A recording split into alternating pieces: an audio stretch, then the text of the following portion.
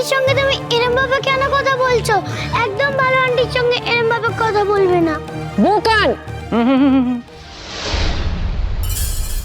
বাচ্চাদের সঙ্গে এত জোরে কথা বললে ওরা কষ্ট পায়, ওদের দুঃখ হয়, ওদের মেন্টাল টেনশন বেড়ে যায়।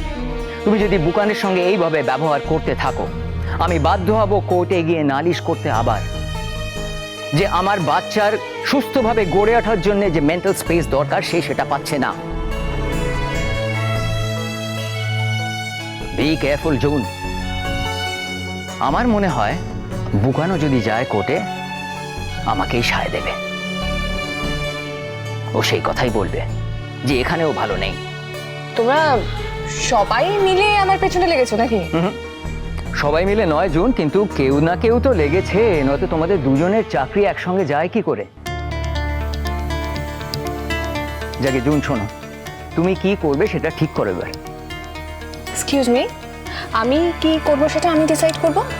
অন্তত আপনার ফার্মে গিয়ে চাকরি করুন।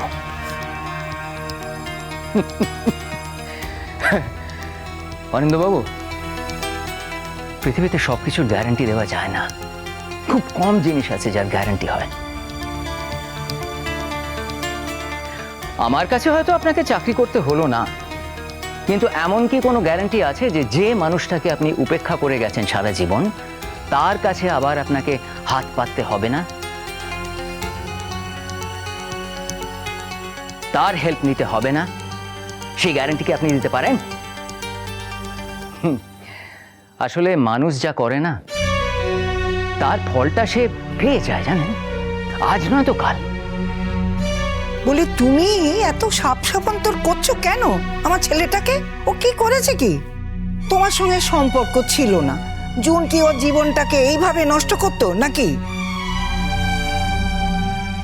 বালাই ষাট, নষ্ট কেন? ও তো নিজের জীবনটা গড়ে তুললো, অনিন্দের সঙ্গে বিয়ে হলো, কিন্তু দেখুন তো বিয়ে হওয়ার পরেও কেমন অশান্তি তার পেছন ছাড়ছে না।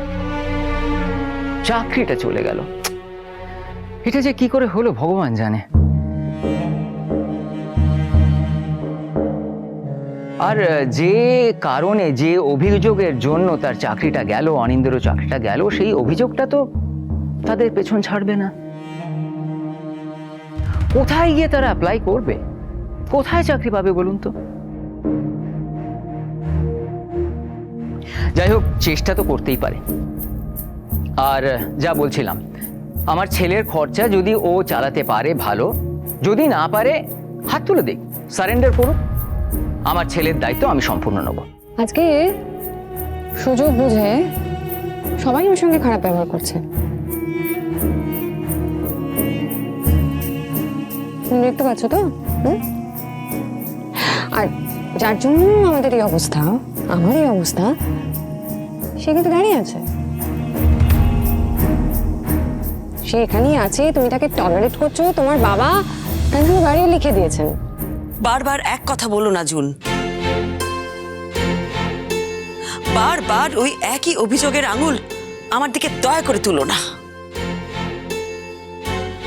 অভিযোগ করতে গেলে না তথ্য প্রমাণ এই সব কিছু চাই। তোমার মুখের কথাতেই আমি কিন্তু অভিযুক্ত হয়ে যাব না। এক minute, Sreemoyee Devi, please let me handle this. কিসের অভিযোগ? দেখো, শ্রীময়ী দেবী কমপ্লেন করেছে কি করেনি সেটা পরের কথা। The most important factor is যে উনি যদি কমপ্লেন করতেন, she would have been within her legal right to do so. তার সম্পূর্ণ অধিকার আছে সেই কমপ্লেন করতে। উনি যদি গিয়ে বলতেন যে আমার স্বামী আমাকে দিনের পর দিন উপেক্ষা করেছে, নেগলেক্ট করেছে, আমার চোখের সামনে আরেকজনের বউয়ের সঙ্গে প্রেম খেলা খেলেছে, আমার তাতে মেন্টাল ব্রেকডাউন হয়েছে, she would have been within her rights. হ্যাঁ, এখন শ্রীময়ী দেবী বলছেন তিনি সেটা করেননি, and I have every reason to believe her. উনি যে করেননি সেটা ওনার মহানুভবতা, কিন্তু উনি করতেই পারতেন, এবং করলে ওনার কোনো দোষ হতো না। Understand this very clearly. আর শ্রীময়ী দেবী, আপনি বা নিজেকে অভিযুক্ত ভাবছেন কেন বলুন তো? আপনি যদি কমপ্লেন করতেন আপনার লিগ্যাল রাইট থাকতো সেটা করতে। আমি তো ভাবছি আপনি করেননি বা কেন? যদি করার হতো না সম্বিত বাবু, আমি অনেকদিন আগেই করতে পারতাম।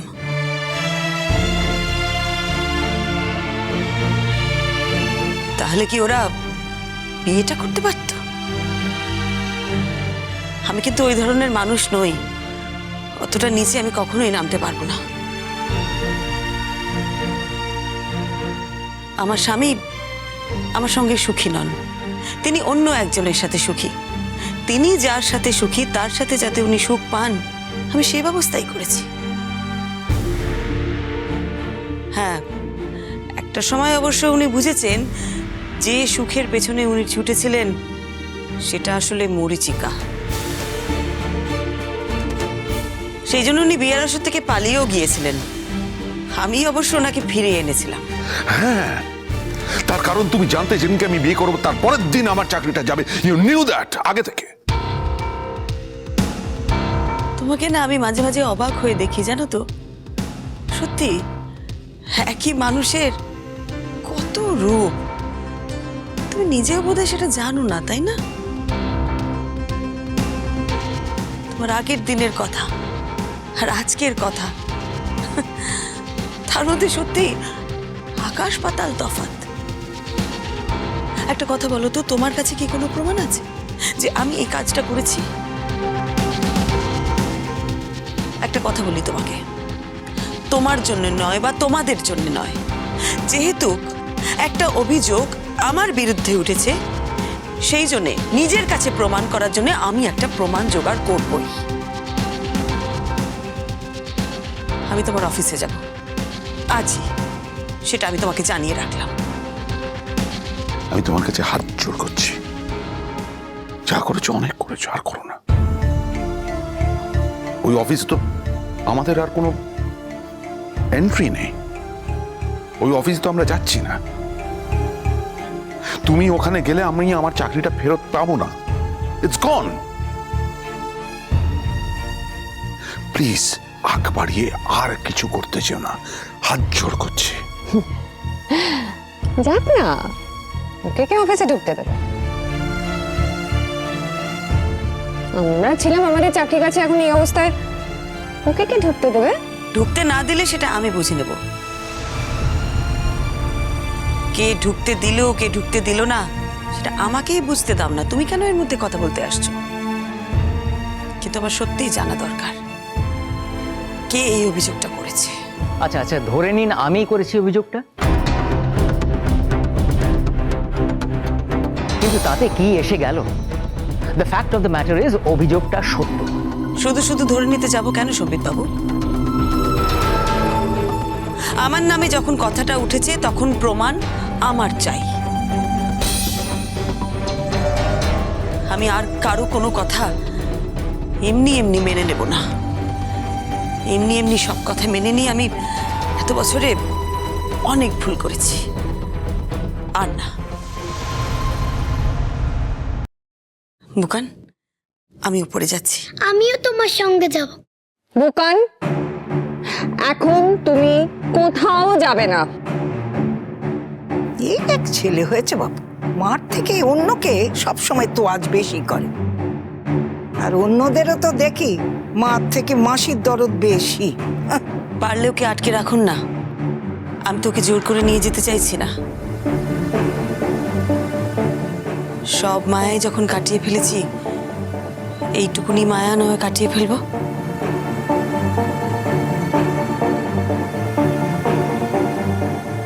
ভালো আন্টি, আমি তোমার সঙ্গে যাব। না বুকান, তুমি যাও যাও। বুকান, এদিকে এসো। বুকান যা, আমি বলছি ভালো আন্টির সঙ্গে যা। Good bye. এসো।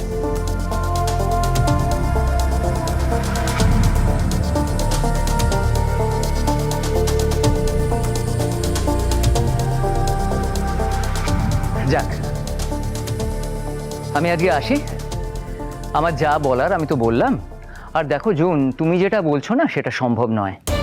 আর হ্যাঁ, যদি সম্ভব নেহাতি করতে চাও তাহলে কোর্টে গিয়ে তোমায় নতুন করে পিটিশন দিতে হবে। কিন্তু আমি এখন কি করব? আমি তো মাইনে পাবো না। আমার কাছে যা সেভিংস আছে, আমি ম্যাক্সিমাম 2 মাস আমাদের ছেলে খরচ চালাতে পারবো। আমি ওকে কি খাওয়াবো? আমি হোয়াট উইল আই ডু? আমি করবোটা কি? তুমি নতুন চাকরি পাওয়ার একটা চেষ্টা করো, আই এম শিওর পেয়ে যাবে। I wish you all the best. মাসিমা আসি। বাবু চলে।